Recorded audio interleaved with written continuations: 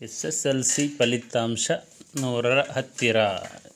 SSLC ವಿದ್ಯಾರ್ಥಿಗಳ ಯಶಸ್ಸು ಶೇಕಡ 94.1ಕ್ಕೆ ಜಿಗಿತ. ರಾಜ್ಯದಲ್ಲಿರುವ ಒಟ್ಟು 34 ಶೈಕ್ಷಣಿಕ ಜಿಲ್ಲೆಗಳ ಸಾಧನೆ ಶೇಕಡ 90ಕ್ಕೂ ಅಧಿಕ. ಶೂನ್ಯ ಫಲಿತಾಂಶ ಇಲ್ಲದ್ದು ಸರ್ಕಾರಿ ಶಾಲೆಗಳ ಹೆಗ್ಗಳಿಕೆ.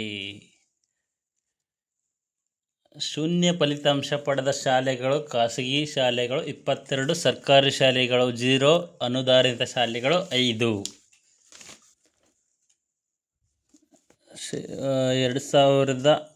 2025-26ನೇ ಸಾಲಿನಲ್ಲಿ ಶೇಕಡ 94.4ರಷ್ಟು ತೇರ್ಗಡೆಯಾಗಿರುತ್ತಾರೆ.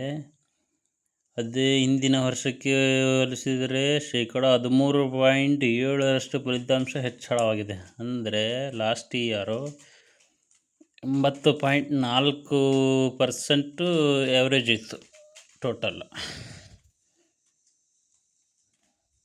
ನೆಕ್ಸ್ಟು